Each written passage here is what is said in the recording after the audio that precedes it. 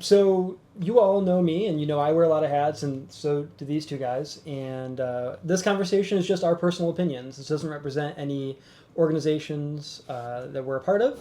It's just three guys hanging out and talking about what we think. So hope you enjoy. So jumping right in,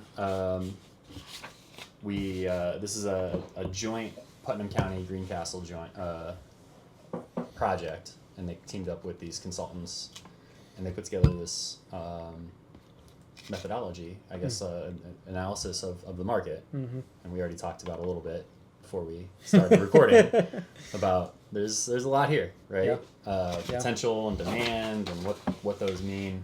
There's some big numbers. We're going to get into it. So what's the core questions they posted? We'll put them on screen. Somewhere right here. Yep. And then the first part of this is just all getting into some of the demography around Putnam County. I don't know, did any of these numbers like jump out to you guys at all? I was just kind of curious. One thing that stood out to me, and I wish I would have gone back and looked since we saw this the first time, but I've seen median household income in Putnam County shown a lot of places, and I've never seen it quite that high. It's always higher than like the room thinks it will be, but I've seen it like 55, 65, but I've never seen it hit 70. So I'm curious if that's more recent data or if they just found data. I guess it's 2024, but like where they found that number, because I've never seen it quite that high. Yeah, I dig around in the census stuff every once in a while, and I don't know if maybe that's just one of the 5-year analysis that they did or something. Yeah, but that's pretty high relative to a lot of parts of the the country. Yeah. In central Indiana, I have, and I'm trying to look up, I'm going to use a cheat sheet here and look up on some of the United Way data I have access to, even though the opinions tonight are of my own. I have heard and seen, like, it is, especially compared to like a Boone or Morgan County, I think we do have a higher median income, and in general I think even our employment numbers are good. And through the pandemic in particular, we've always been pretty good with people working. The median household income has been pretty good, but as we'll kind of get into, our ALICE data are people in poverty or who are like one emergency away from poverty, and ALICE is asset limited, income constrained but employed. So these are the working people that are, the monthly budget, and they're just not making enough to pay rent, to pay for groceries, all these things. They're the folks that if you hear about, like, if someone has a medical emergency, they don't have $500 or whatever in the bank. The roof is leaking, it stays leaking, the car breaks down, can't afford to do that, and then you lose your job. Right. Child care plays a big thing in that. Yeah, so it's really the house of cards, and for Putnam County, that's 36%. The only, in central Indiana, and I'm defining that as like the donut counties, Putnam County and Marion County, that is the second highest. I think Marion County is the only one that's also that or a little higher. So proportionally, we have a lot more families that are really struggling to make ends meet. So while the median income is like that, and I have seen that, there's other factors at play. Yeah, I wonder if I'm going to draw it on here and maybe we can play around with it, but I wonder if our income distribution is a little bit bimodal, right? So there's the median's going to end up here, and we got a lot of people down here on the bottom, and we got a fair number of people doing pretty well. Right.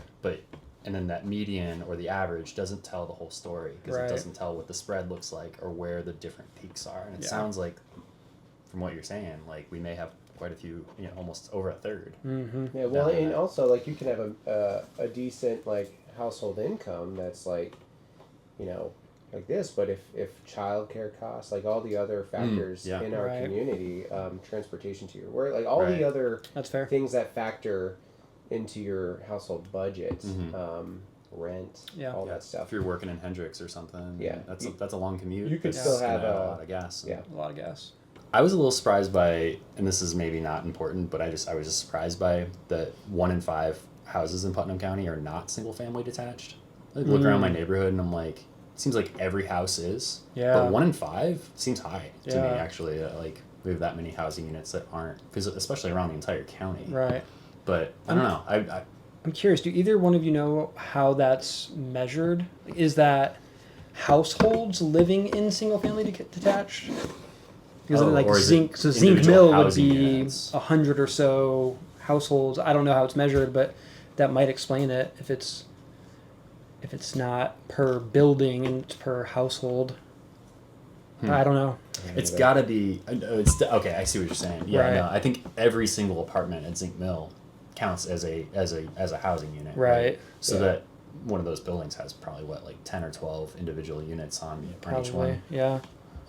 And that counts Zinc Mill. That whole area is probably like 120, 130 individual units. Then you look at like So I guess that makes Castleberry. sense. I guess Yeah. when you start doing that, and I guess even in my neighborhood, like there's duplexes. I don't know if the sororities count. Yeah, I don't know how. That's a good DePaul, question. yeah. Doesn't DePaul population count into our total population? If they're here during the for census. yeah. Yeah. Which there's a big debate about last census. A lot of students weren't here. So like Greencastle showed a Yeah. decline in population, but was it really a decline or was it just 2,000 students being off campus? Fair. And That's interesting. no one's ever like officially answered that for me, but it's something that comes up a lot. Our population has been going up. Yeah. But it's interesting that to consider whether if it's going up by 2,000 more, because that's a big jump. It would be a huge jump. Yeah. Yeah. Yeah. And that affects the housing need quite a bit too. Oh, absolutely. That's interesting. Yeah. Okay, we're on slide 1. We're already like getting deep into the numbers. We're gonna be here until tomorrow morning. Yeah, let's keep it going. So yeah, this was also this actually did sound about right to me. So we got like 40% retirees, 40% traditional families, and then the rest is young couples or single folks. Yeah.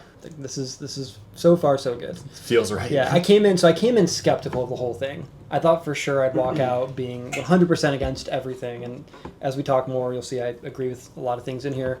But this was the first moment for me where I was like, okay, like that feels right. That, to your point, like it feels on point. Yeah, I mean, man, most bars and restaurants close at like 9 o'clock. That checks out with the Yeah, 14% younger singles. Yeah. Because, All of our wives grew up here, so we all know Yeah. like the families and stuff that live here. And I'm like, Yeah. like all of Tracy's old friends are like they're empty nesters, Yeah. right? And it's and maybe that skews it for me a little bit, but yeah.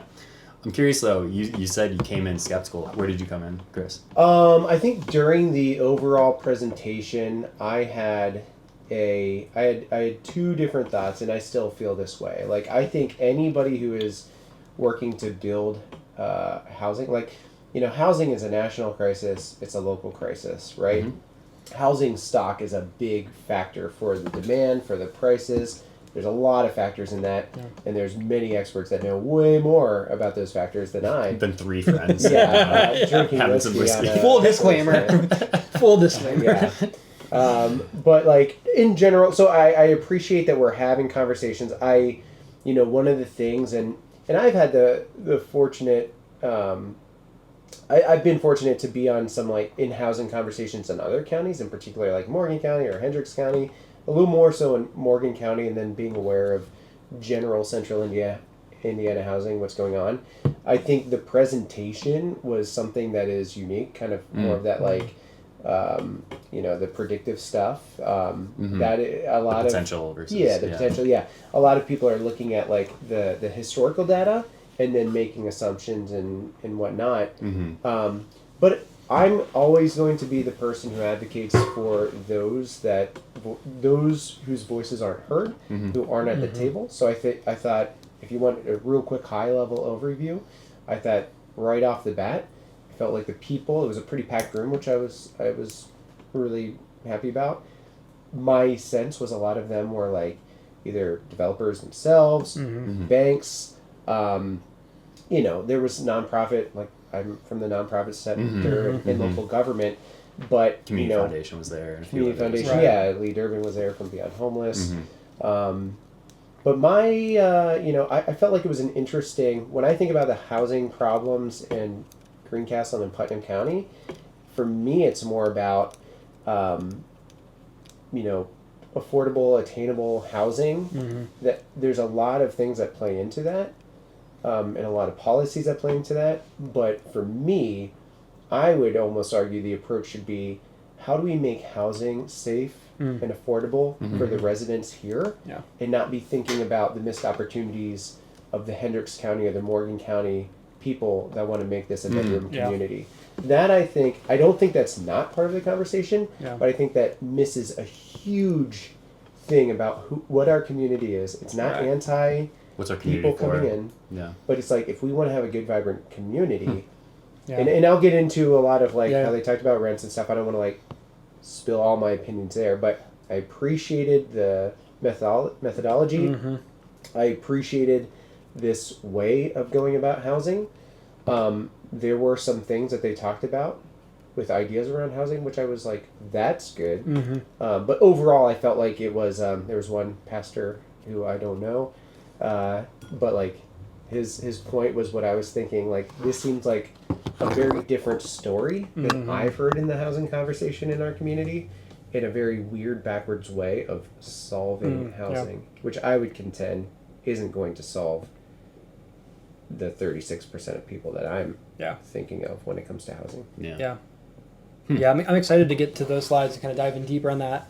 Should we just jump? I mean, we can jump around. Yeah, we can yeah. jump whatever.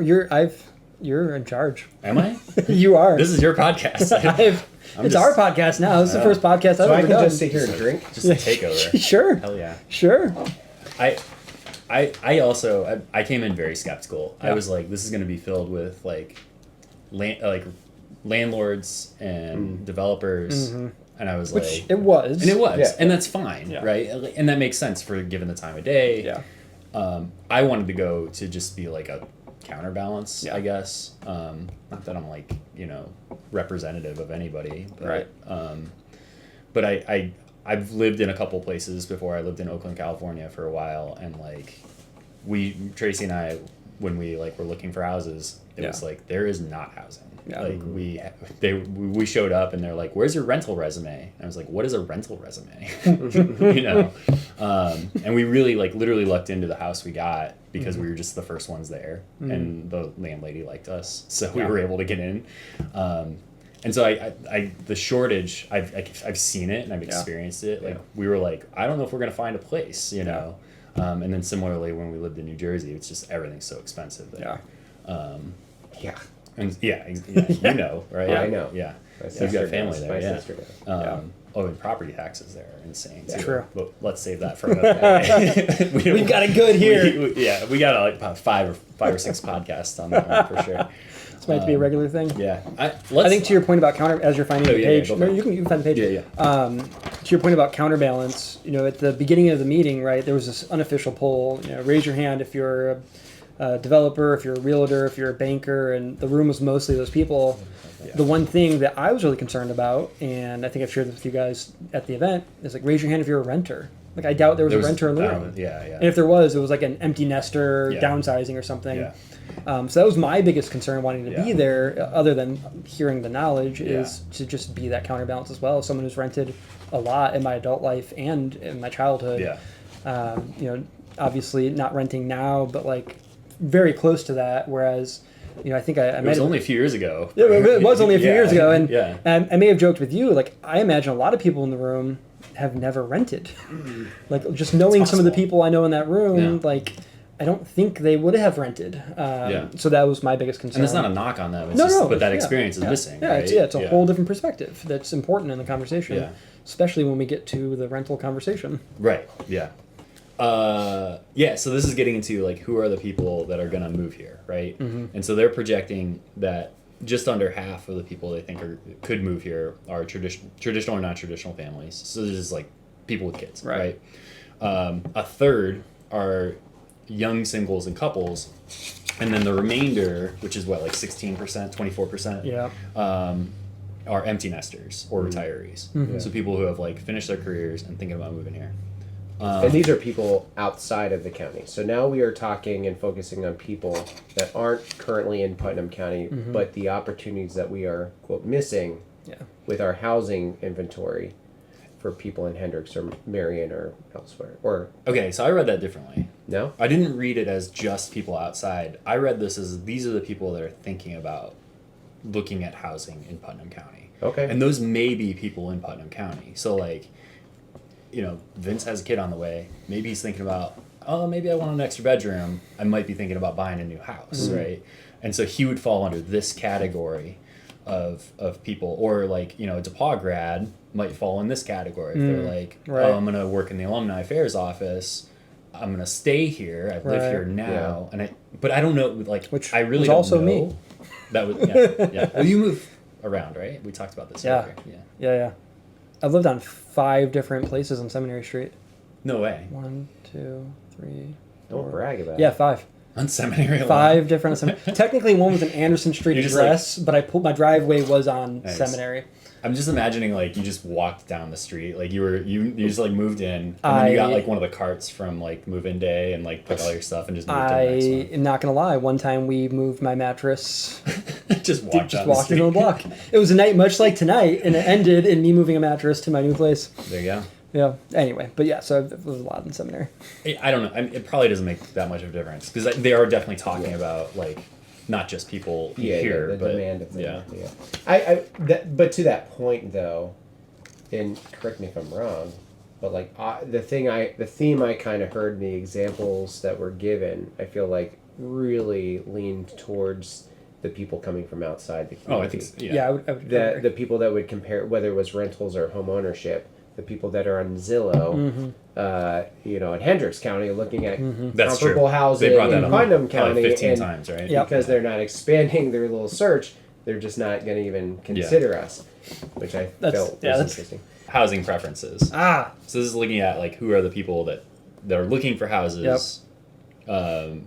40% looking for rentals, and then another 40% looking for detached, and then the rest looking for apartments or townhomes or condos or something along those lines. this was the first moment where I trusted that this would be at least primarily research driven and not influenced by people in positions of power and what they want. Because of the rental piece. Yeah. Because I've been in we've been in joint public meetings where we hear people say things like single family homes only. We don't want renters. We don't want renters. Yep. We don't want renters. I've heard we don't want those people. I still don't know what those people are, but I've heard we don't want those people.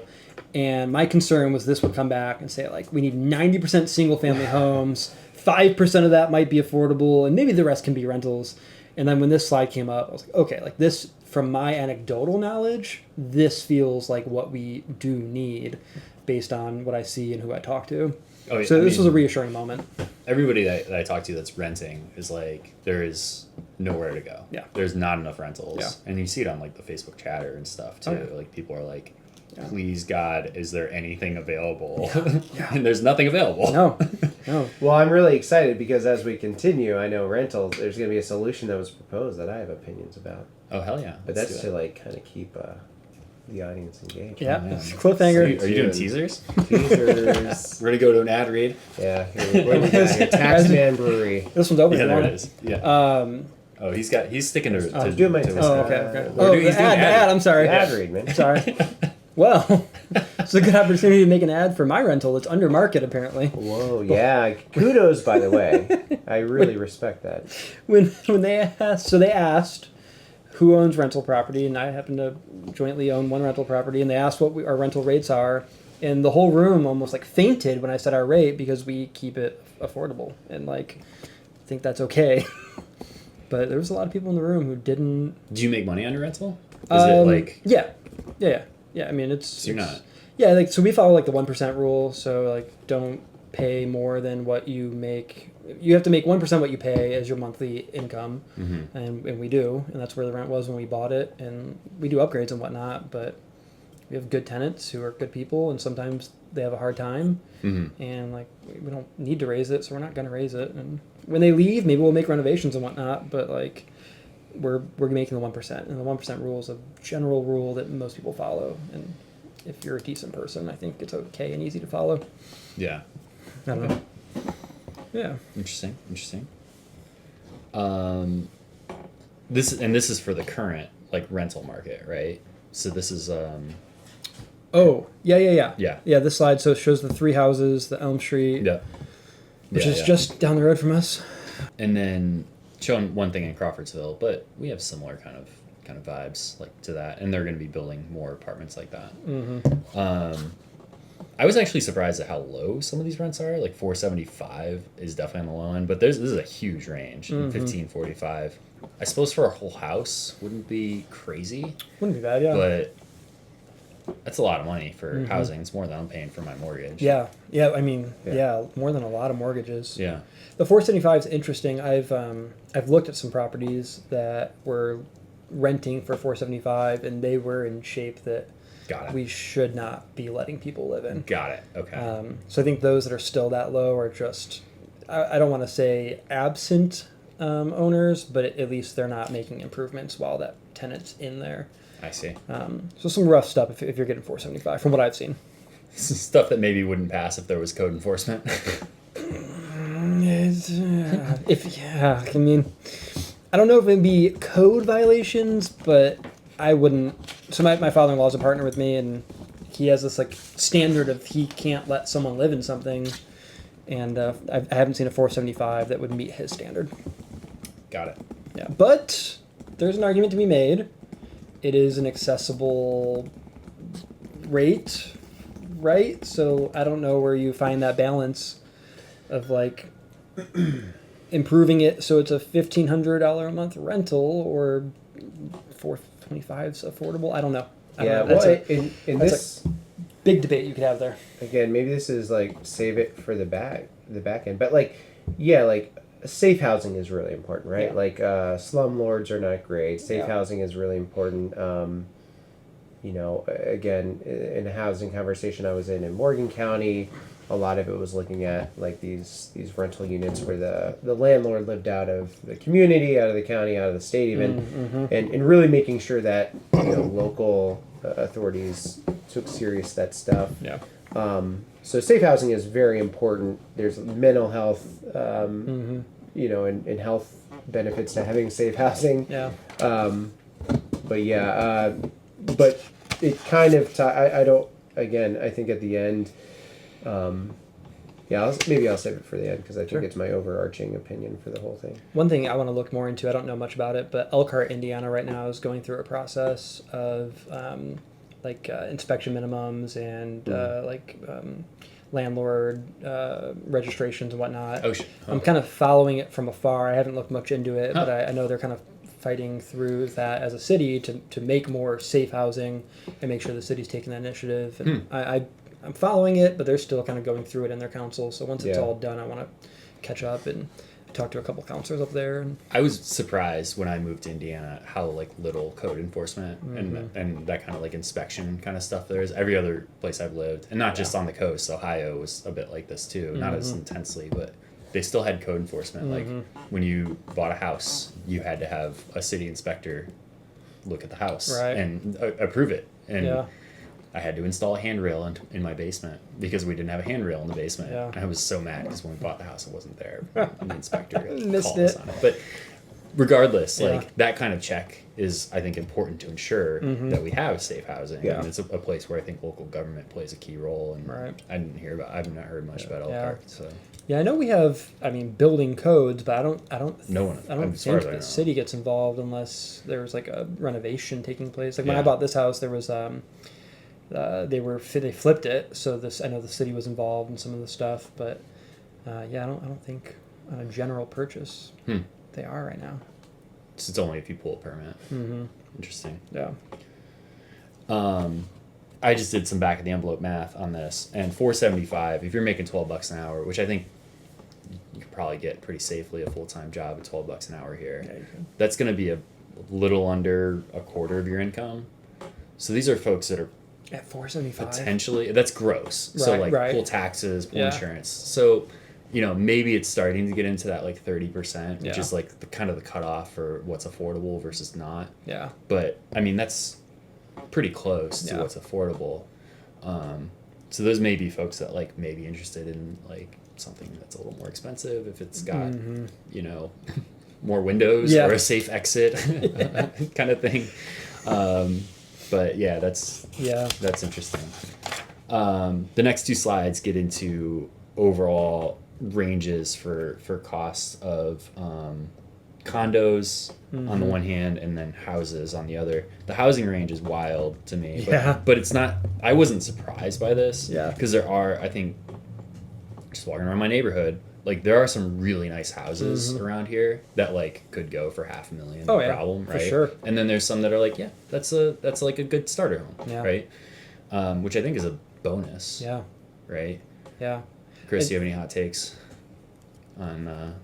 Sorry, I was like distracted. He's I'm trying to checking find emails. He's checking No, emails. no. I'm trying to find the slides so I can like, Oh, yeah. Oh, yeah. see them, and I'm on Thrive. Do you want me to Central. turn it or? One thing that's interesting to me on this slide, and I don't disagree, but it's just interesting.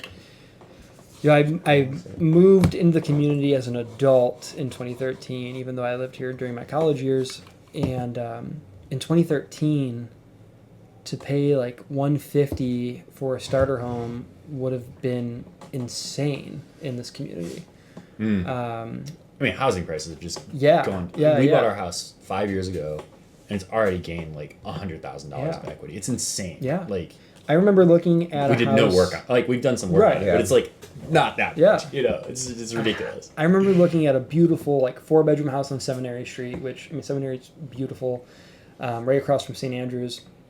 It was listed, yeah. It was listed at like 178, and at the time I'm like 178? No way, that's crazy. It's got to be a $400,000 house now, just 5-6 years now. You'd have $500,000 in, Yeah, in your pocket. no, just absolutely, like that, absolutely, and like that part just blows my mind. I know it's not unique to us, but like Yeah. looking at this, I want to say like 150, no way. But honestly, I think if you want a move-in ready home, yeah, you're not going to find anything less than 150 right now. No, I mean, there might be a couple deals in the 120s for like a 2-bedroom move-in that needs ready. a lot of work. Yeah, but like 3-bedroom, 1.5 bath, move-in ready.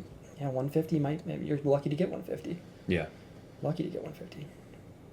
Which is It's funny. Yeah, it's funny. I think of 150 as like that's a starter home, but that's a lot of money. Yeah. Like that's yeah. what a $30,000 20% down payment. That is not something the vast majority of people have in the bank, Yeah, right? absolutely. Yeah, that's interesting. Huh. And if they do, then It's they don't funny have how the money to- frame shifts so Yeah. quickly. You know. Oh yeah.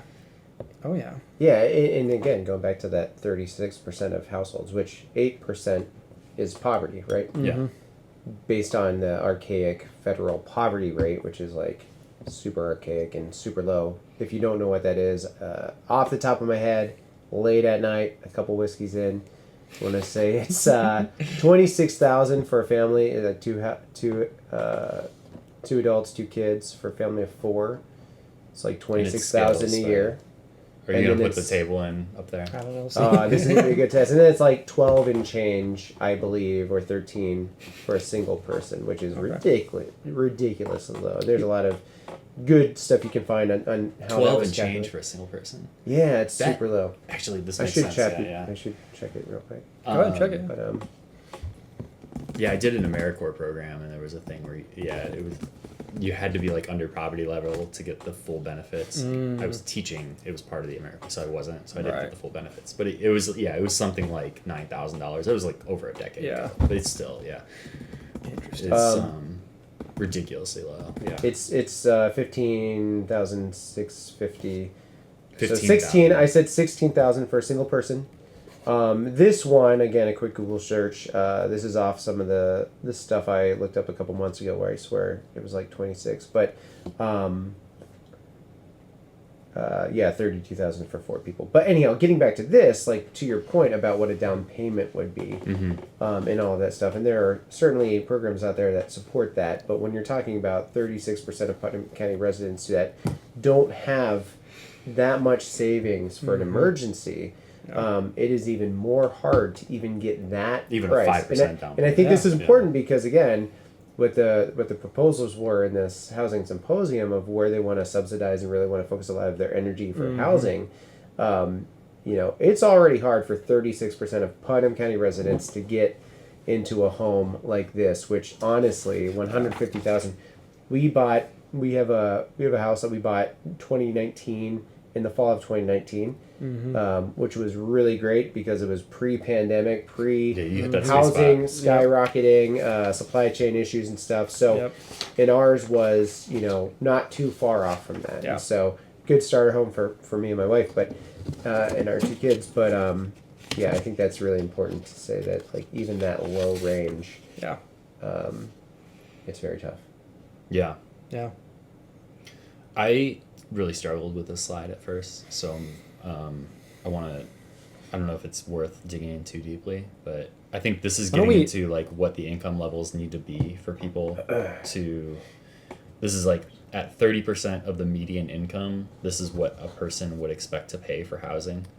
So 30% of 77,000. That's what, like 26,000. I'll trust you. Yeah. Quick math is not my strength. So that's where I was like, I don't know what's happening here. But that's for household income, so I don't know. But yeah, I didn't know what to make of this one. Yeah, I honestly, it was over my head in the moment, and even looking at it again right now, it was a lot, and she was only talking about certain areas of it. Yeah. This slide didn't do much for me. When I first pulled this up, I was connecting to what you were just talking about, Chris, with like the income levels and what people can actually afford, and I've just lost it. Yeah. Because I don't know if I fully understand this. Yeah. Yeah, it's almost intentionally, in general, I feel like, just like healthcare, just like taxes, some of these things are like designed to be complex. Yeah. Yeah. Intentionally designed.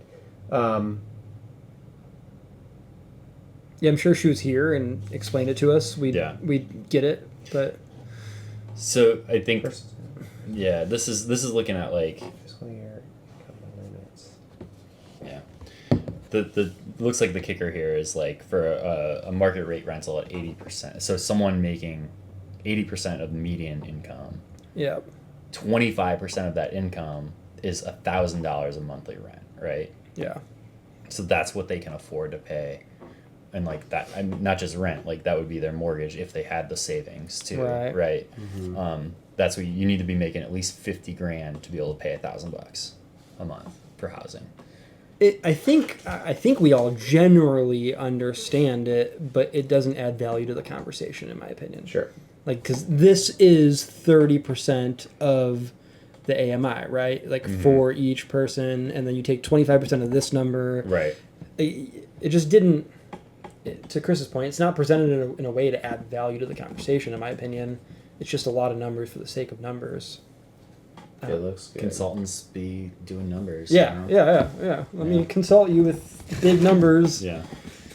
But yeah, I don't know. Yeah. It would have made more sense to show the actual 25% of income. And those are highlighted there, so I think that's helpful. Yeah. But yeah. Yeah. Yeah. I think the next slide the one where we get into the spiciness? This is starting to get into price ranges, which is a similar kind of like, this is what you could expect to pay for 80%. Incomes at or above 80% of AMI. So I guess like this is what people would be paying right. at those levels. All right, so here I think we're starting to get into some interesting things here. So this is looking at what are the ranges for folks that are just below the median income level, Which again was 77,000. 77 right? grand. Yeah. But that's for the household. For the household, that's individuals, I think it's somewhere around like 35 or Yeah, something. yeah. 2 people. So I think it's important to like really frame this for anyone watching, right? Like, if you are a household making 77-ish grand, or an individual making, what was it, 35 or 35 grand in Putnam County or wanting to move to Putnam County, tell us what you think about what we're about to say. Yeah. In the comments, right? In the comments. Yeah, right below. Yeah, this is saying rentals for folks in that range should be somewhere around $1,000 to $1,800. Multifamily home, so this is like if you're buying part of a triplex or a duplex, should be 160 to nearly 300K. Attached homes, which I think is like a townhome kind of thing. Yeah. We don't really have a ton of townhomes around, but that's 235 to 305, and then single like what you would think of as a traditional house, detached house that like one family lives in, that's going to be 260 to 330. Yeah. And two important things for anyone who doesn't know what they're looking at. This is entry level market rate. So this is what they are saying should be the entry level, most affordable in these realms. And then obviously, if it's up on the screen right now, you can see the unit size range. But for rentals, we're talking less than 1,200 square feet for these rentals. Yeah, and I'm just like, that is a lot of money for a house. It's a lot of money for a house. For that income level. For a relatively small house, it's up to 1,500 square feet. Yeah. I mean, that's a good size house, but that's not. Well, compared, if you look around, right? Yeah. Like my house is about 1,200 square feet. It's a little tight for us, but we like it, and we don't want a much bigger house. Yeah. But at 15, I mean, what's the cost per square foot? $213 per square foot. That's wild to me. Yeah, that's an expensive house. Wild to me for an entry level market rate. I mean, when you look around in other places, you can find around that cost per square foot in places with a lot more amenities. Yeah. Oh, easily. Yeah. Yeah. And I think, and this is getting to where, too, like, I don't know that, like, the 30% cutoff is, I mean, that's a lot of money to be spending on housing, if that's what you're spending, you know? And I'm thinking about, like, what I pay for daycare and groceries and all the other bills that we pay. That is a lot of money to just, like, automatically disappear. Yeah. And like, if you're buying a house, obviously you're building equity, but like for Right. renting, I mean, you're not gonna see that money ever again. No. It's gone. No. And someone who can only afford a 5% loan, right, with their PMI and 95% Right. mortgage, like, Right. I mean, it's gonna take a while to see that. Mortgage rates are like 7% or Yeah. 8% right now. Yeah. It's crazy how much they've gone up in the last few years. Yeah, so I mean, it'll take quite some time to even see that equity, especially with your PMI on top of that. Right. Yeah, and this was the point where I realized this presentation was not about solving the housing crisis. It was about providing more housing for those who can afford it, which are two. And she, somewhere in the slides, I don't know if maybe we skipped them, she did mention like the difference between big A and little small A. yeah. Yes. That's not in the slides. Oh, that- it wasn't in the slides? We should talk about that because I think that was an important. I think it That is was in a the big- slides. I Was swear it? It might have been a saw different deck. I think they had two different decks. Okay. Okay. Yeah, it might have been. It might not be in this Thrives one. or something. But Yeah. the difference with, if I recall, big A affordable housing, right, is really about, accessible housing for low income families and people, right? It's really having that, that could include Section 8. That could include, just below market rate. Below market rate. That was big A, right? Yeah. And then little A was just what Housing lots that of housing you can afford in your range. in your price range. Right. So if you are a millionaire, what's affordable to Affordable you housing for millionaires is different than us, and If that's you're- what the if you're big a A, right? millionaire coming to Heritage Lake to get a lakefront property, affordable if lakefront it's property. available, then it was accessible to you. Then it's Yeah. affordable. Yeah. It was affordable within your budget, right? Yeah, but Yeah. for most of us, it was if we are paying what we feel is affordable, It's which a vibe. It's a vibe. Yeah. It was a vibe, which mean, is vastly different from the little A, which is actually affordable under like for low income level. Alice population, low Oh wait, income. I defined that as the big A. Oh, That's sorry. the big Okay, A. okay, sorry. Yeah, I got to mix it It's up. so easy to mix Yeah, up. I'm going Yeah. to mix it up. I apologize. Because usually people don't clump them together Yeah. when you talk about housing. This was unique in that I heard them differentiate it between capital and lowercase. Yeah. You I never- appreciated that they differentiate. It's the first time I've heard someone differentiate it because I think like a lot of times the waters are very muddy when Yeah. we're talking about like affordable housing, and I Right. think for folks who are thinking about this in terms of what is it like to be a poor person in the community, they're thinking big A affordable housing. Yeah. But a lot of other people, and like this is myself included sometimes too, and I'm like, damn, we're not saving nearly as much as we should be. Yeah. Yeah. Like our housing cost is like part of that, right? So that would be the little A, and I think it's easy to mix them up. Well, Yeah. well, and I might contend, and I don't think you meant it this way, but I don't think the big A is just poor. Again, like I think that is Fair. hardworking Right. Yes. people that are making a Yeah, pretty yeah, yeah. decent income. Yeah. That with childcare, with all these other costs, then they are potentially housing cost burden. Yeah. And so That's I, fair. I don't it's not just people in poverty going Right. from emergency shelter to transitional housing to then Yeah. rentals to home ownership. Right. We're talking about like college educated people, associate's degree, trade school people coming out, getting pretty good jobs, working in the factories, 2 jobs, and still struggling to find big A affordable housing. Yeah. So I think it's a pretty broad range. But what I was talking about clumping it together and maybe like from what the housing conversations I'm in, like I think the shift has been like there's been like semantics to go away from affordable and talk about attainable housing. And I think some of that is just because I think affordable housing has become a stigmatized thing to mean like Section 8 or like below Right. market rate or things The like big A affordable. what we would call big. But I've yet to hear like what I was saying before. I've yet to really see it described as we're going to say the same word and differentiate it between a capital and lowercase letter. And I think that's I don't know. As I am thinking about it now, it's important to point out because I think it then convolutes the whole conversation about it, and it almost like diminishes the capital portion of it, and I don't know. It the more I think about it, it's interesting to approach it that way. I don't want to say it was intentionally confusing, No. but it was definitely No. confusing. I think for the sake of us 3 and anyone still listening, No I think when listening. we all say affordable or accessible, we mean Or attainable, or attainable. We mean for all, right? Like that's what. Like I don't think any of us is like attainable housing is something I can afford, right? Yeah, I mean, I don't. Quite frankly, I don't give a shit about a millionaire being able to afford a house.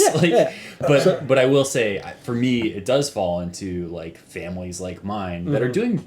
My family's doing well. Like Tracy and I both have good jobs, and we can afford our house. Yeah. Yeah. So to differentiate, the last one was what 80%. 80% of the AMI.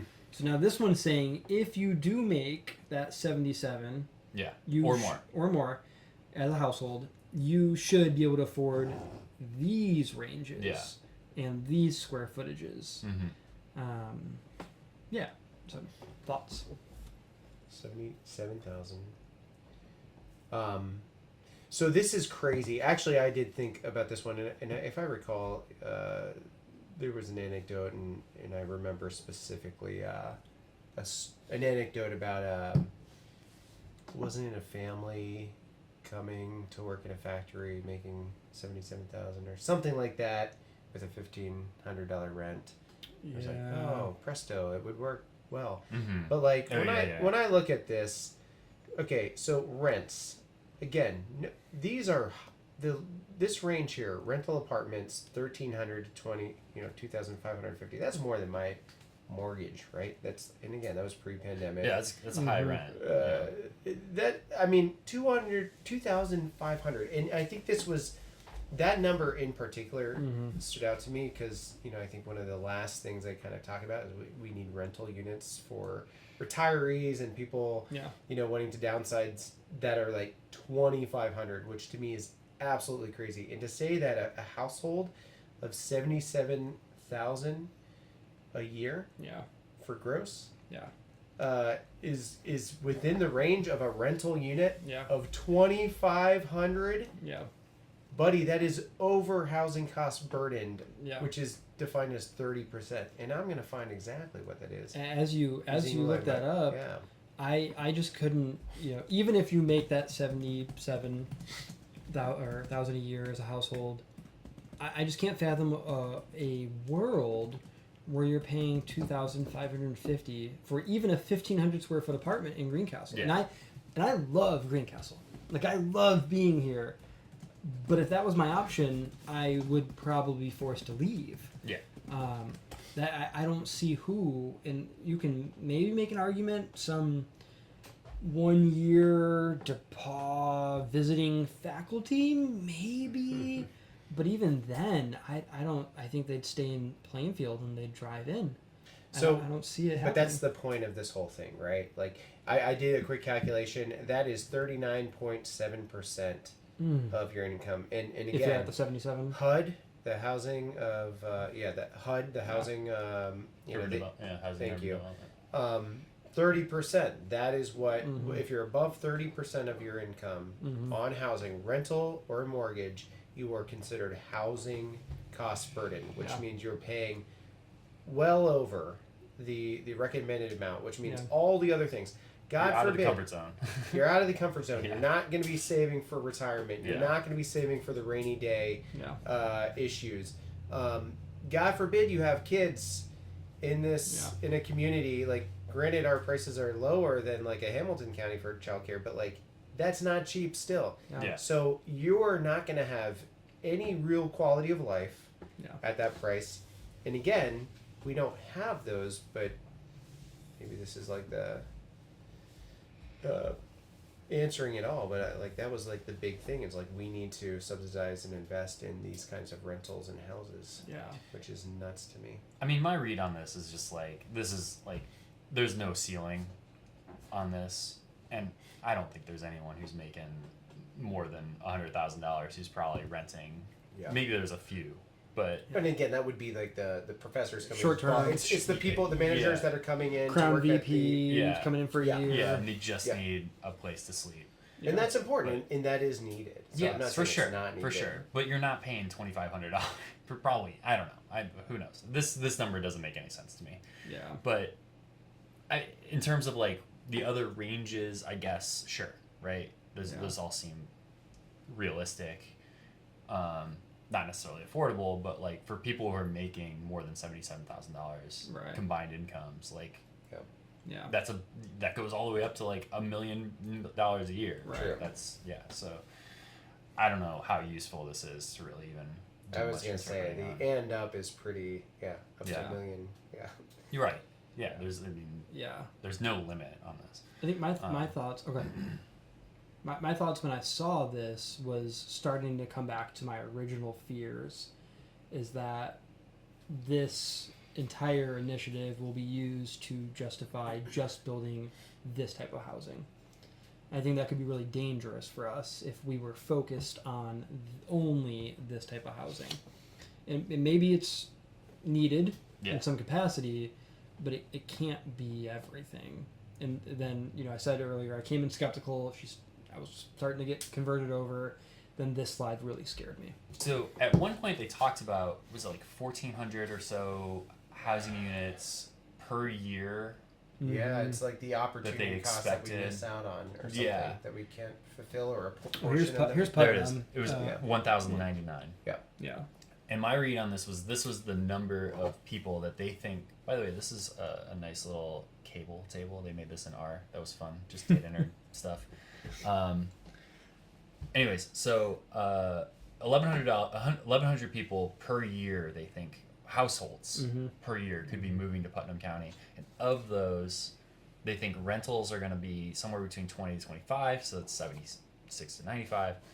Condominiums, 20 to 25 people, townhomes, etc. And then it goes by like townships, cities, etc. Greencastle Township, worth noting, includes both the township surrounding the city and the city itself. So most of these are going to be in the city, but some of them might just be like just outside of town. Yeah. One thing that's interesting on this, and I guess I could have mentioned it earlier, is right now the city does not have zoning that allows townhomes. Yes. Yeah. They're virtually non-existent in the city. And you could not, like today, you could not build one anywhere in the city. It would not be allowed. Even if DePaul wanted to build some like student housing or something. With student housing, it might be. Kind of variant, I don't know. You'd need a variance for probably sure. get a variance. But there's nowhere in the city you can currently build a townhome. That's And I hear the city is interested in expanding and allowing that in some capacity. But right now, even though I think they're spot on, we do need townhomes.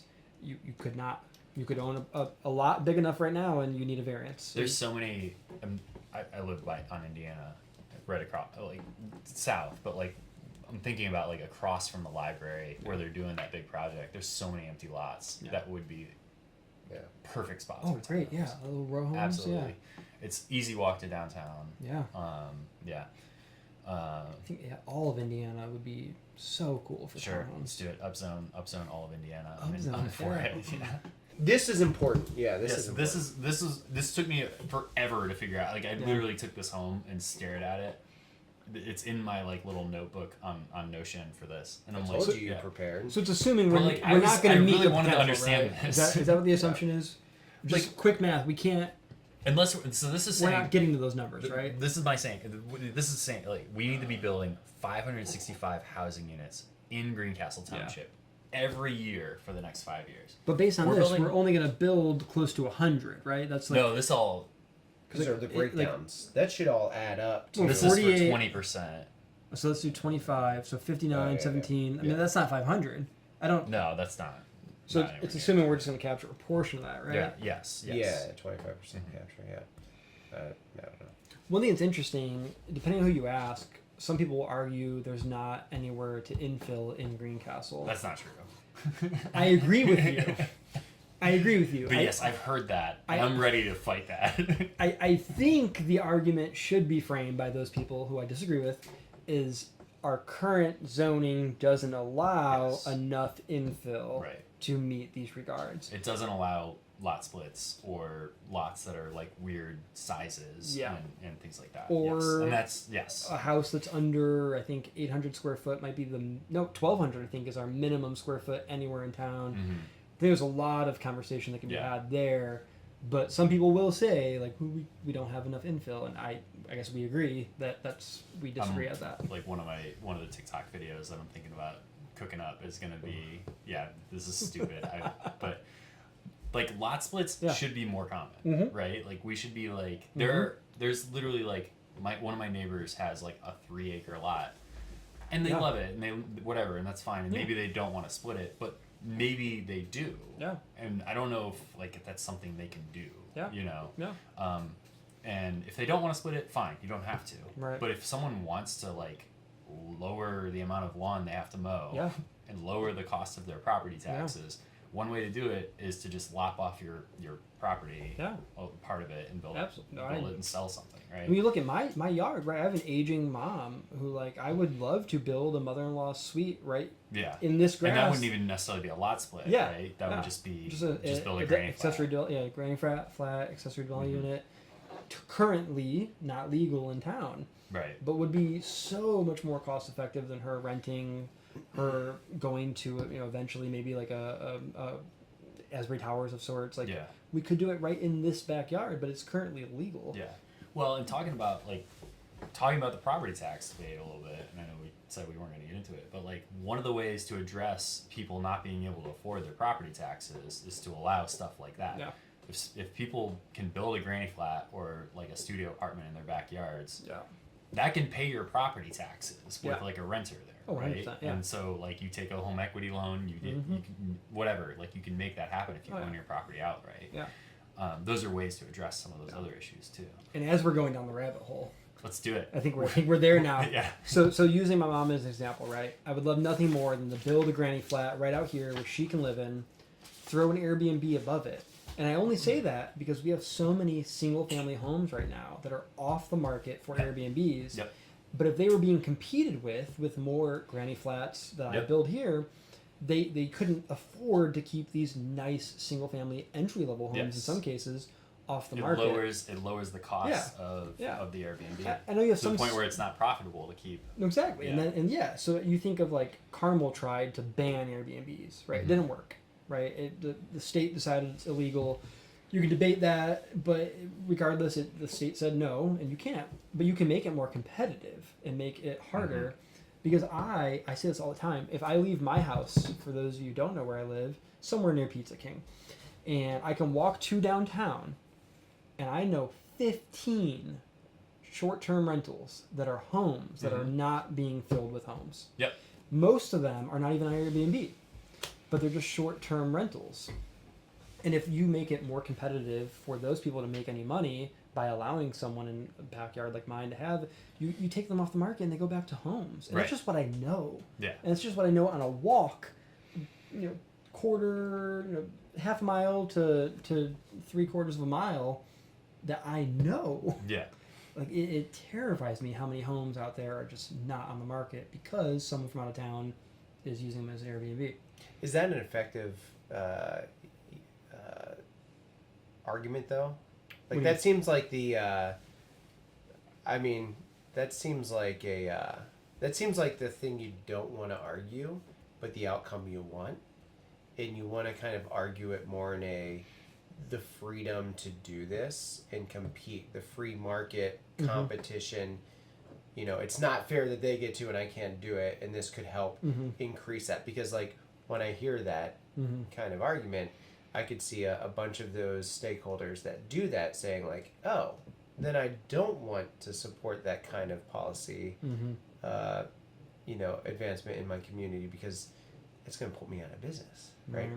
So like it's I mean, it's almost like I agree with that tactic. I agree that it can solve those problems because you know my position on that whole stuff and the same reason why you just said it. But like there's got to be a more pragmatic approach to that. Maybe it's more of like a liberty. I don't know, like an approach that's like, or even just a free market. Like, hey, I should be if they're able to, I should be able to. I mean, I think property and then it solves rights, it that way. It's a property rights issue Yeah. for me. Like, people should be able to build stuff, right? Yeah. And I think maybe is that what you're trying to get at, right? Well, like I mean, if you want to, if my cards are on the table, I think we should ban Airbnbs. I think that in Uber and all of these, I don't know. Like, I mean, in Indiana right now, it's not. not right now. I mean, but the state would have to. So do like, that. what do you have to do that? Because in general, Yeah. like I think those kinds of models are not good for the working families. The populist movements on the left and the right, those aren't good things for the average worker, right? It's a gig economy. It's whether it's Uber, right? Like you have to, you're on the hook for your house. You're on the hook for your car. Yeah. We're totally going down a different rabbit hole. But these are, you know, multi-billion, massive international companies that works on the backs of people that have to get their own healthcare, have to get their own insurance. They have no stake in the game, and they are pretty far. Yeah. And this is, I think, the trajectory of like it was kind of cool and innovative at first, but now people are just getting rich off of people trying to make ends meet with all the risk, none of the benefits. And Airbnb is in that. Yeah. Uber's in that. Lyft is in that.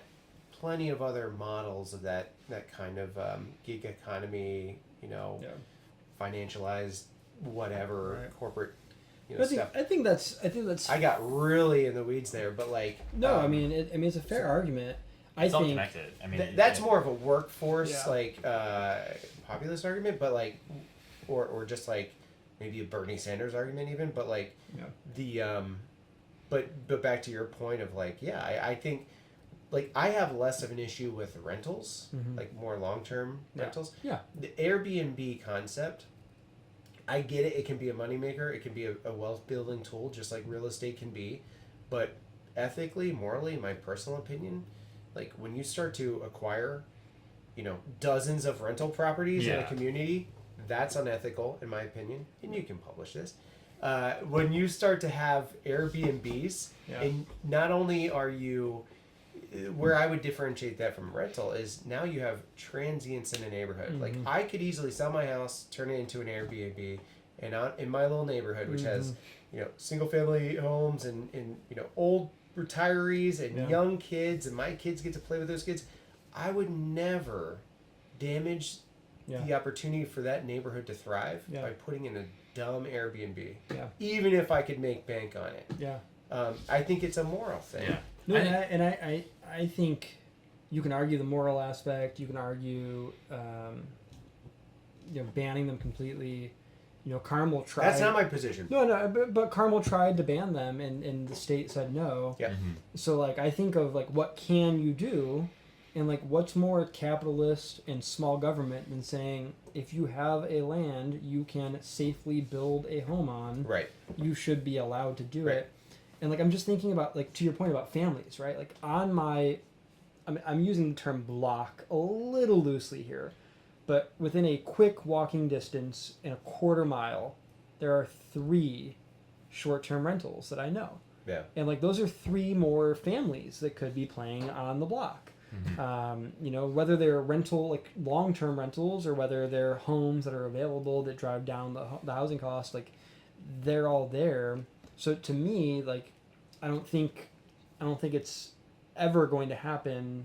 Maybe not ever, but in our short term, it's not going to be the city or the state or the county saying Airbnbs are no longer allowed. Yeah.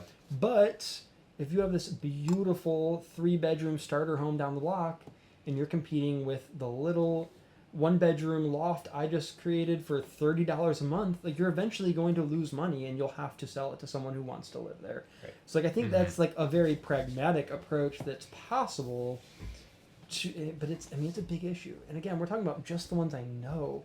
Like I can think fraternity owns one, a trustee owns one. What's the third one? I'm forgetting exactly who owns it now, but like it's problematic. Yeah, It's and super you know problematic. I'm all No, I with know. you on I that know, as I a know. tactic. I just meant Yeah. like, how do you sell that? Because like I could see everybody who has an Airbnb Yeah. being up in arms and fighting it, because it's like Yeah. it's like oh, now you're doing this and it's gonna hurt me. Yeah. So think- like I what's think the it more? takes- I think it is the property rights. It's the, and again, like I would say, the ban of Airbnbs is not necessarily a practical thing or a capitalist free market thing necessarily, but like, or obviously, but maybe perhaps it's a utopian thing. Yeah. But then again, maybe a utopian thing is that everybody is housed, and we don't pay for Imagine I don't utopian that people don't have to sleep on the streets. it. Yeah. Yeah. The third one is Or like double up houses, and Yeah. which is more like what this looks like is like people like moving in with their aunts and uncles, or Yeah. siblings, and Yeah. and having to share bedrooms when Yeah. they otherwise wouldn't. Yeah.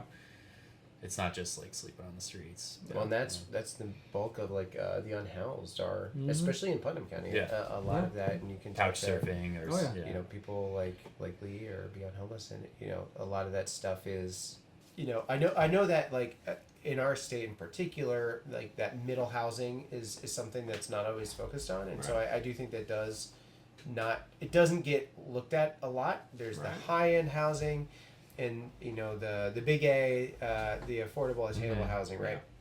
the missing Uh, middle, right? Yeah, so there is that conversation, and so I think in general with this whole symposium, I thought it was a great presentation, fueled with data. Mhm. The conclusion and maybe the approach or the assumption is that here we have to have condos and rental units for college graduates and DePaul families and Hendricks and Marion County people that are like what $2,500 like Yeah. it, because that's what they're looking for, not Yeah. because like they're wise enough to say, hey, it's a lower cost of living in Putnam Right. County compared to this place.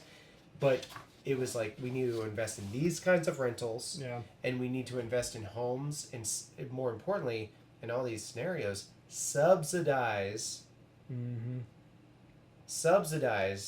the construction and the development of homes that are going to start at $350 Yeah. for So single family, yeah, and that's where we're going to put our efforts to solving the housing challenges in Putnam County. And that's that would be my big beef, is like, I think we're looking at this on the other end of the coin that I wouldn't. I don't think there's money for that in any budget. Well, I'm saying, right? like with some of like the whole point with Thrive West Central Indiana is that they're focusing on helping developers with a lot of their infrastructure costs. yeah. To do that. Now, see what you're that's saying. what I'm talking about. From I'm the- talking from the- about, this was a presentation in part with Thrive West Central Indiana, Mm-hmm. and how they are going to leverage funding Yeah. to incentivize and subsidize the infrastructure costs Yeah. that are preventing. And again, I agree with this would be a preventing, like, that prevents developers to say, like, yeah, I'm going to Right. invest in this risky thing. Whereas I would argue, why isn't the conversation maybe with Thrive or with other things is like, no, we maybe need to like help with the infrastructure or the subsidizing or incentivizing Yeah. these more, affordable, big A affordable housing, right? Yeah. Yeah. And I don't- not the ones that are going to be condos at $2,500 for a rental, Yeah. Mhm. or 350 plus. And again, the common theme I kept hearing was referencing, and this was not the first conversation that I've heard about this was referencing the opportunities that we're missing from Marion County, Hendricks County, outer county people coming to our, which again, we should be welcoming. If people want to live here, that's great. We need housing stock. That should be a conversation, but it's not, for me, it wasn't comprehensive enough to be like, what are the actual housing crisis and challenges in our community, and how are we leveraging Thrive and infrastructure costs and grants and all these things, and as a whole symposium, how are we like focusing and saying, hey, here's what we want to tackle. That is definitely not in the conversations of housing that I'm in. That is not the issue we need to be tackling. That should be part of a comprehensive plan, but not the main, let's put our eggs in this basket plan. I did find there was hopeful things. There was conversation about development of mixed use with, like, I really appreciated them talking about we should be thinking about neighborhoods that aren't just like the high-end neighborhoods or the low-income or middle-income neighborhoods. That successful city planning, rural planning, whatever, is think about the neighborhood not just being one or the other. The neighborhood is just who lives in your So that was That's mentioned, one and I thing- appreciated And, that. and I appreciate that too, because it's no secret, like the strongtowns.org website movement, something I'm a big fan of. And one thing they talk about a lot is kind of traditional neighborhoods. I look around my neighborhood, it's a traditional neighborhood. Yeah. There's some very nice houses, there's some apartments, there's some entry-level houses. And one thing that's really interesting to me that I think never gets brought up in conversation, because it's not really like a capitalist thing to bring up, is that there's tons of research that if you are in an apartment, let's say the apartment's across from my house, just being in the vicinity of entry-level homes and some nicer homes, you are more likely to think about getting a down payment. You're more likely to have the resources. There's more upward mobility. Yeah, way more upward mobility. Because it's all about social capital that you build up. Yeah. Like, you've got neighbors that have social capital that you can tap into. Yeah, absolutely. And I think of a buddy of mine. He moved to Tennessee now. He lived across the street. And him and I connected. And he eventually, one day, his girlfriend broke up with him, so he didn't have a ride to work. So he asked me if he could borrow my bike. And the fact that I had a bike I could give him, which was like nothing to me, but everything to him, allowed him to keep working, because he couldn't have gotten to work without that. So these traditional neighborhoods and like mixed use developments and whatnot, like there's so much more to it that actually helps people. Whereas you have some cities and towns where the nice houses are here. Yes. The entry level homes are here, and people who are in Alice or below poverty level live here. Right. The upward mobility is not there. Yeah. And that's something I love about this area. Like where I live, like it's very hard for me to think about moving to other places around town, because I love the mixed community that I'm in. And it's something that I don't think a lot of people think about. I think about that too, and I think about it from a little bit from the other direction too, where I've got 2 young kids. Yeah. I want them to be around different types of people. Oh yeah. I grew up in a working class environment. I'm not super working class now. I work a desk job, right?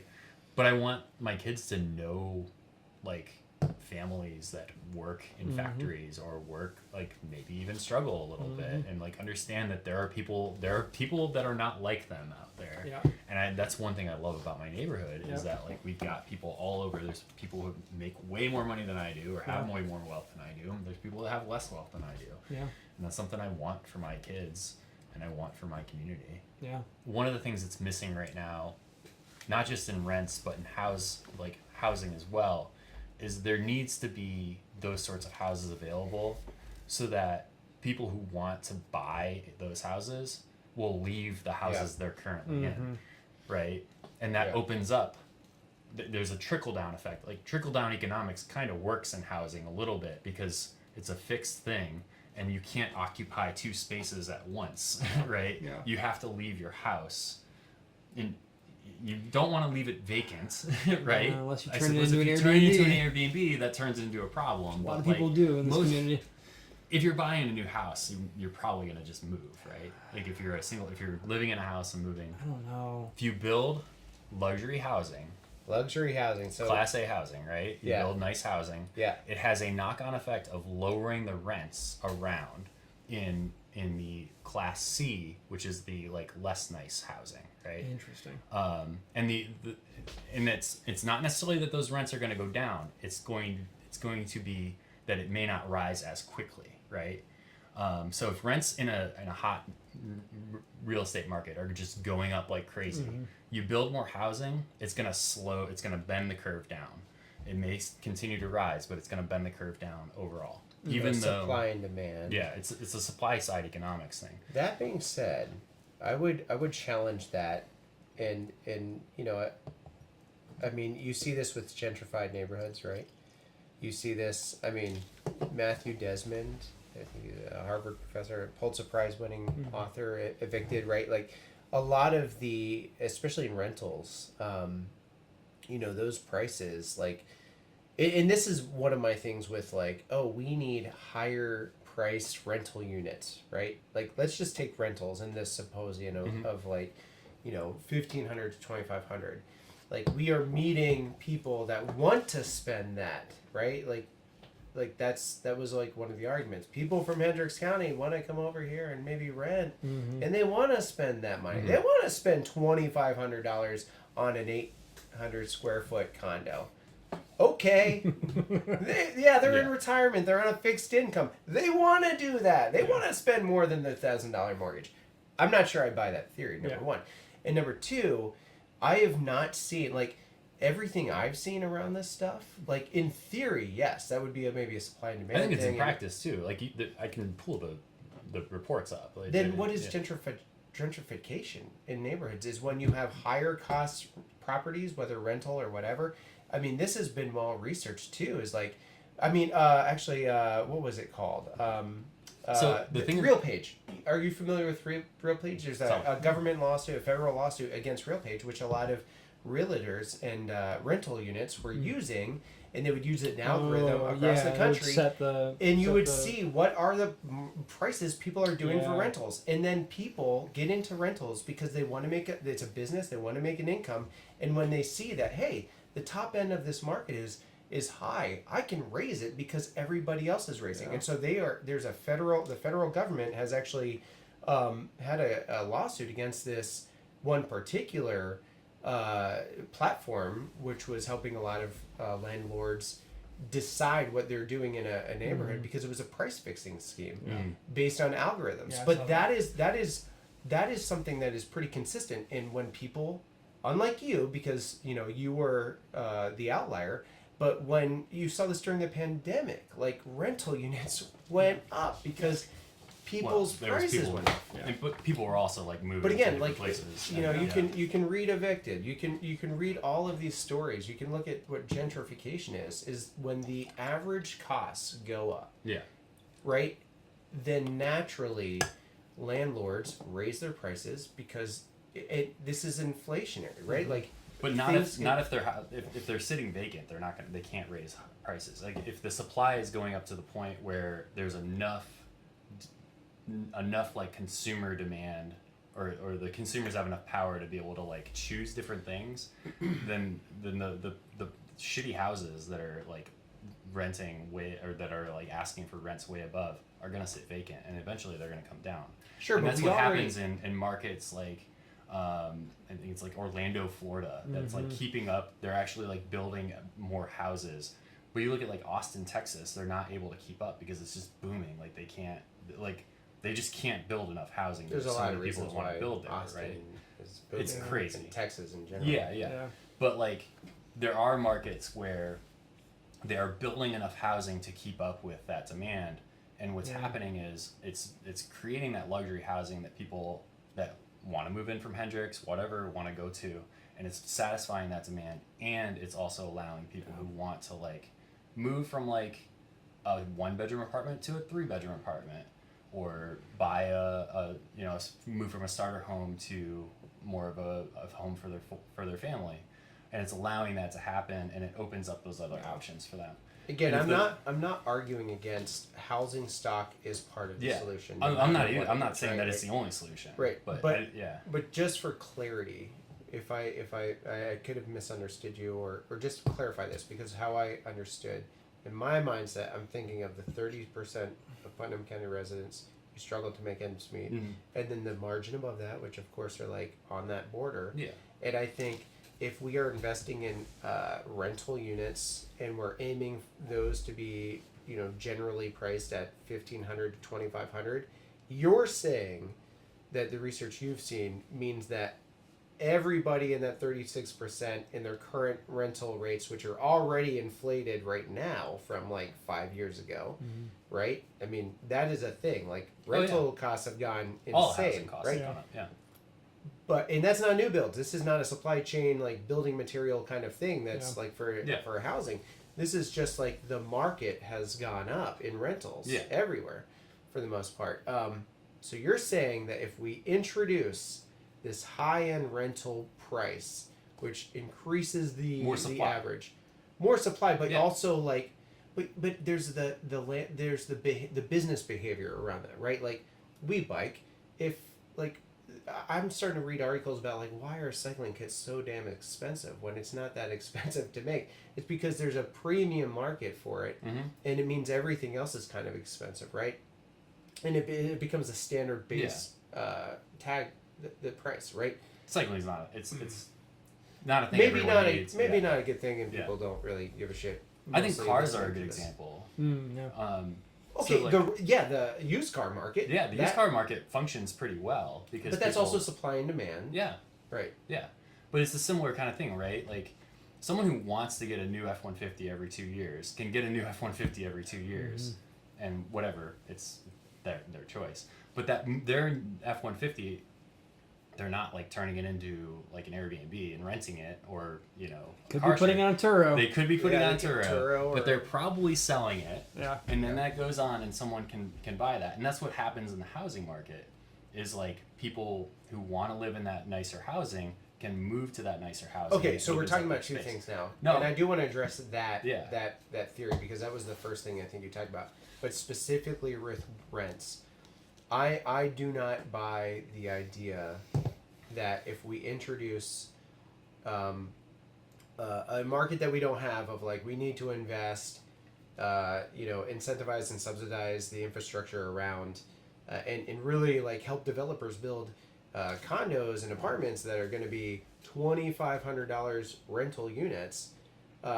I find it kind of, from the things I've seen and read, I don't see how that lowers the bottom end of rents because that's there. I think landlords raise their rents because of that. And again, there's a lot of platforms that have been developed for landlords and renters, again, that the federal government is suing currently, which has been in multiple states. But that was like a helpful tool of something that was already helping in communities. It's like I go to look at what rentals are, and if I were to rent something right now, if I were to sell my house, move on, and make it a rental, I don't know what the hell I'm doing. I'm going to go look at what is the average rental. I'm going to say, there's not, But if your house stays vacant for 4 months, you're gonna be like, okay, we're gonna lower this now, which is what happens, right? If there is enough supply. Sure, like, but you're what saying happens. but what I'm saying is there is a constant like right now there's 30. You're talking about like there's still people in those houses that need those houses. We have 36% of the population that needs affordable rentals, and there's a demand for that, right? There is. Like, you can be doing the top end, but the low end still needs housing stock. And this is why I think instead of, like, incentivizing and subsidizing through grants and through the infrastructure subsidization of things, like, why aren't we thinking more about that 36%? Yeah. And that could be through zoning considerations. That can be... And again, I think it's more to comprehensive. both of your points, like, let the market rate rentals or homes be built. And sure, the supply will at some point affect the demand and maybe drive down prices. But to the point you just made, like from my perspective, we also have to just make it easier to build affordable housing, right? And I know you agree. We're about to. I mean, Greencastle's about to build what, like 120 new apartments. Market rate. Market rate. Yeah. But like, I have no. I don't see how that doesn't lower the rents overall, because it's a lot of housing to pull in, and that's going to pull a lot of people that like would otherwise be in a neighborhood house or somewhere else around town, and that's going to free up that space, right? So that's another. Or those are going to you know, I remain was talking vacant, about and they're it. gonna those 120 are Yeah. going to be vacant, and they're going to be like, shit, we got to lower this Yeah. down from. So like I don't necessarily disagree with you, but also like we've seen the numbers, right? Like 1,500 units per year or whatever in Putnam County. Like Yeah. 112 doesn't really make a dent in that. Like can we outpace Austin, right? Wow. Like, Yeah. like if we can't, like if Austin, Texas can't do it, can we do it? By the way, I've been in touch with people in Austin and their city council and some other city councils, and I'm learning a lot about what they've done to deregulate zoning to allow.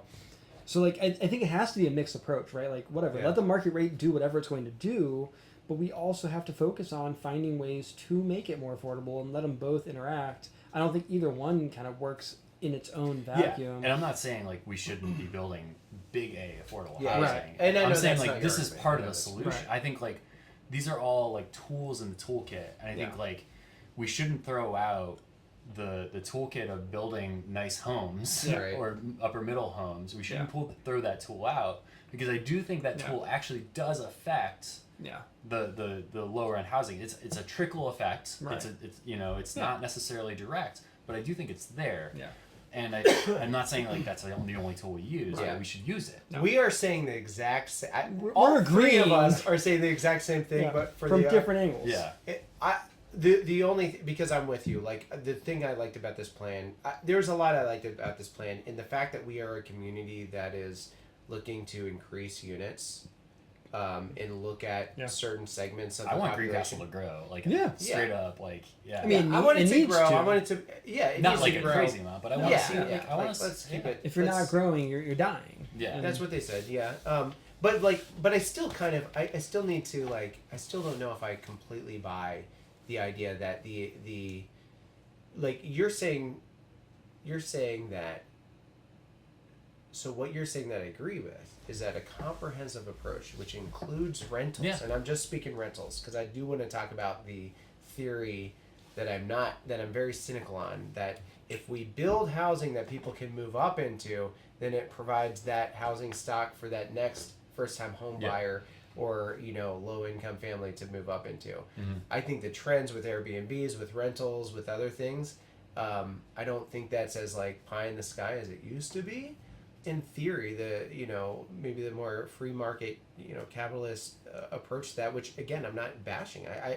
I'm a pluralist when it comes to like, Use all the tools, right? use all the tools, but even like I think I'm we're not. all there. Yeah. But what I mean too is like if it's like when I heard with the symposium, I was just really hearing the focus on this, Yeah. and maybe it was just bad communication from the presenters of like, no, it needs to be part of many things, because I've had conversations with our mayor and I believe she gets that there needs to be many things, but with that symposium, because we're talking about the takeaways from that, I heard it being like, no, this is how we solve it. This is how we grow our community. Yeah. I heard a lot of like, this is how we get we capitalize on the opportunity costs that we're losing out on from outer county people coming in. And yes, there's benefits to increasing the tax base and all these things, but again, with that tool and that emphasis of the tool, I still don't believe that the higher you raise rents in a community, the lower rents will go in a community, because what you have is people that are renting those places that might say, well, I can't go that low because then I'm losing money, so I'm just going to sell this or let it sit vacant. You can see that That's in our the thing. commercial market right now, right? Like Yeah. how many, and I know it's different, residential, commercial, It is. but how many commercial spaces do we have empty right now because the owner doesn't want to rent it at Yeah. the price that the market would otherwise Exactly. dictate? And I have people So who rent, and it's like, if it becomes a point where it's like, well, the only way to make money is to like lower my costs, I might as well just sell this Yeah. place, or Which fine, right? Like if you can't make money renting your place, sell it, and then someone can move in, or someone. But can but we sell it. need a rental market. Like I'm But not like, anti but that doesn't rentals. take that. But the housing doesn't get removed from. Like it's not like they're demolishing the house as they sell But it. what Like we that, can't- someone else will buy it Sure, and rent but what it, we can't right? do is we can't overlook, again, in the Alice population, that 36% number that I'm going to continue to drive. The majority of those, the vast majority, are rentals. They need affordable rental housing, Yeah. and hopefully it's a means to build equity and build wealth with one of the tried and true, American dream ways, which is home ownership. Yeah. And that only happens if you have affordable rentals, and then get in and you hope to God that those people that are, one-upping their homes, they leave that open and they don't do the cash offer for that, like, BlackRock or whatever, investment company that's like in another state, or again, the person who might be owning 20 properties in a county or something. Like, you're hoping that it just doesn't get flipped, Airbnb'd, or turned into a rental, and you're hoping that goes to a DePaul family coming in, or a manager coming in working out of the factory, or another thing too is like, my God, we need I've heard it said so many times, like, even people working in the factories at the $16-17 an hour, and this is one of the anecdotes that the presenter gave about, like, oh, rentals need to be this or whatever, but like, it's cheaper to live in Brazil, or you know what I mean, like, and so they're busing people in because they can't even afford rentals or multifamily units here because they're not here, they're too expensive. I don't have the numbers in front of me, but there's a large population of our industry workers who commute in. Yeah. Yeah. Massive maybe a number. Majority. Like, and that was brought up in this symposium, Yeah. was that the solution to doing that is having that 350,000 on up single family houses, mortgages, or the rentals at the 1,500. That was the example of that that college graduate family working in the factory at $17 an hour, or 22 or whatever it was, and it was like, I think he chat GPT'd it in real time, but it was like, that's still a housing cost burden, and that doesn't assume that they have kids that are going to be spending. If you have two kids, it's $1,500 a month. I mean, I don't know how we get around this without increasing supply, right? It's part of it. I think we need more. Yeah. We need more, and it just will not pencil out for contractors to build something that's gonna rent for, $800, $900 a month. Well, like, if the contractors are going to go to the city or the county and ask for abatement, then it could. Maybe. Right? Like, I mean, if they're asking for subsidies, they could subsidize their investment. Maybe. I mean, we're talking about building a house for $350,000. Right. So even with a tax abatement on a house like that, like, that's going to take a long time to recoup you. So in single family, I'm thinking about, like, what are the policy tools we could actually use here to build big A affordable housing? I don't think there's a lot on the table, frankly. There's some, though. Right? There are, like, and I think we should use them. So minimum square footage, there's minimum parking. Mm-hmm. Right, so like, if you want to build a home in our community right now, you have to pave the driveway. 2 parking spots. Yeah. You have to have 2 parking spots. There's some weird limitations about parking spots in relation to garage units. Mm-hmm. So it takes some time. Lot sizes. Lot sizes. Right? Like, there's all setbacks. those things, setbacks that we're not even like. We should be starting with those things, because that $350,000 house might actually be a $250,000 if we limit a lot of the barriers. I think there was a contractor behind us that, like, they build a lot of houses. Yeah. And I think when you're building things at scale like that, they're looking for how can they increase their marginal profit. Mm-hmm. And for folks like that, like, it's just they're not going to be interested in building that. And I think what you're talking about is, like, how do we figure out a way so that, like, someone who owns random plot of land or just like wants to, like, invest in something in their neighborhood, how can we make it easier for them to do it? Yeah. And I think that's another part of the solution, Yeah. right? Is, like, removing those barriers to entry. Yeah. And even there, though, I mean, like, the incentive is to get as much rent as you can. If you're building a brand new granny flat, you want to get the most out of it you can. Yeah.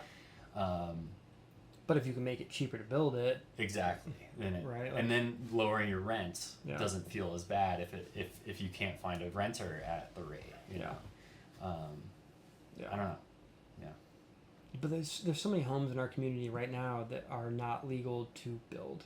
Yeah. Like, you think there's that property on the square right now. There's the print shop, the empty lot, and the house. Oh, that empty lot. Yeah, but It if makes you me so sad. but if you tore that house down, I've looked into this You couldn't rebuild it. a decade ago. Yeah, you can't build anything on that lot. Yeah.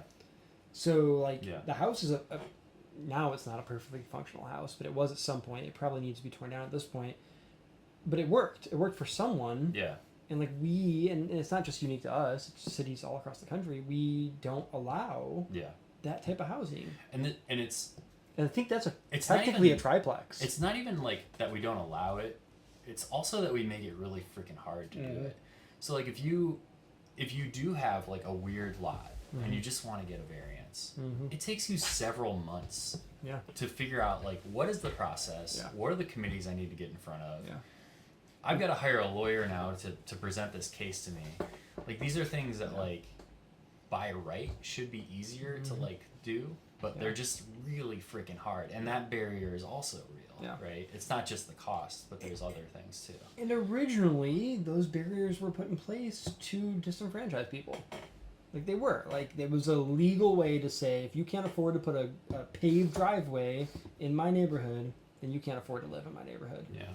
And like, I think we have to move past that, especially for the 30 what percent? Come on, I said it like I know. 18 times. 36%. 36. 36%. It's the. I think it's the whole approach though, right? Like we need the demand or we need the supply, we need the access to developing for normal people who aren't developers, and then maybe we do need some actual subsidies to make things affordable. But I think the only thing we're really, not us, but in general, the only thing that's being talked about is let's build more. Yeah. Let's build more supply. Yeah. Let's build And more again, supply at market. And what you're at talking about is market how do we rate. actually do that? Yeah. I mean, like this like the green and gold development is a huge development, and it's happened like frankly because deposit behind it, right? There's a lot of like Lily too. I mean, I was It's going to really- say it happened there's- because there's- Lily there's- incentivized it. there's a lot of money. That is behind the it, only Yeah. reason. right? And that's right. but that's what it takes to Edit build that part housing, out. Yeah. right? The way things are currently framed, like Yeah. it takes a lot of money Yeah. to do this stuff, and yeah.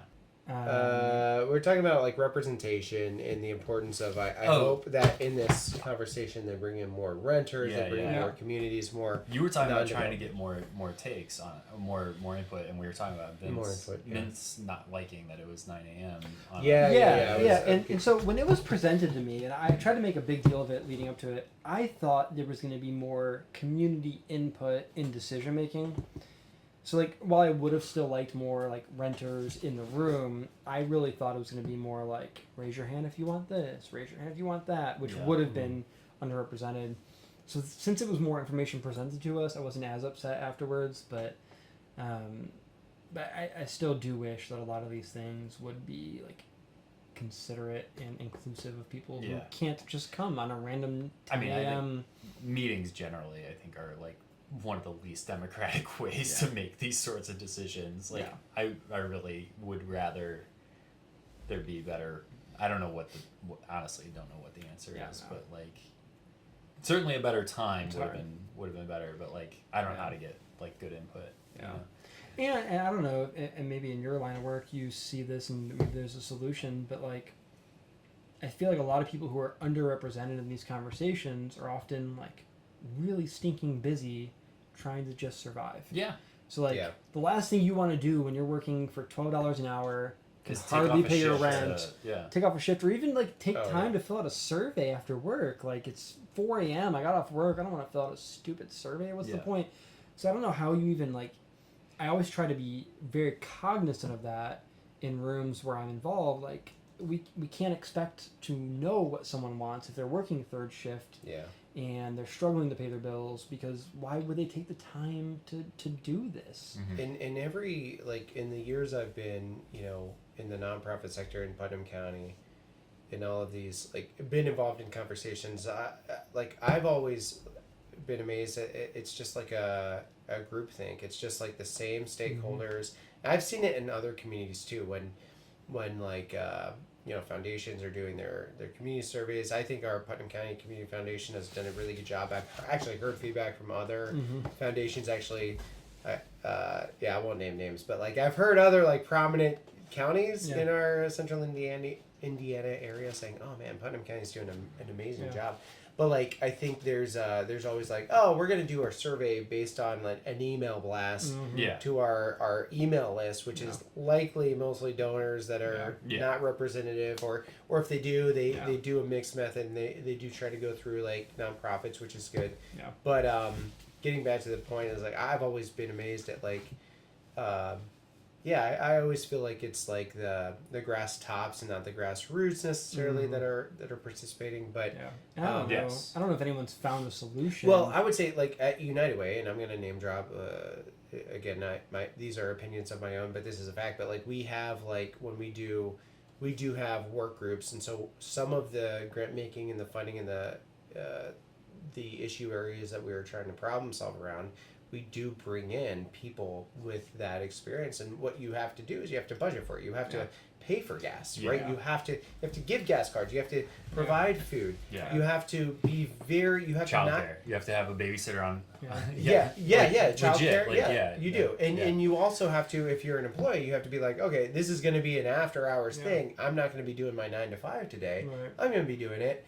And then still there's like, you're not capturing everybody, but I think there are ways to do it.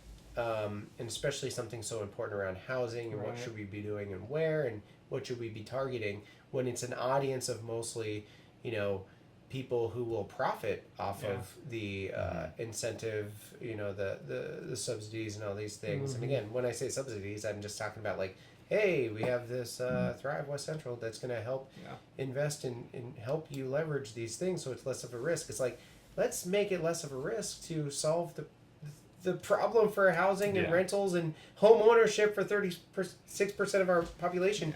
And then when you do that, you truly build a thriving community that people want to live, work, and play in here. And you're not just making it a bedroom community for people that are paying a little less and then working in Hendricks and Marion County. And again, that's my take on it. Yeah. So hopefully you all enjoyed this. If you're watching to this point, you clearly did enjoy this. I think we talked about a lot of different perspectives, and I think we could continue this conversation for a long time. So if anyone is interested in having us have more conversations like this, let us know. But if you guys have any final thoughts? This is a ton of fun. It's important stuff. I love talking about it. Want to talk more. Want to hear more voices. Absolutely. Yeah. Absolutely. And we'll continue to educate ourselves and talk about things that we find important. But I guess until next time. Cheers. Cheers. Thanks for watching. Empty glasses. Empty glasses.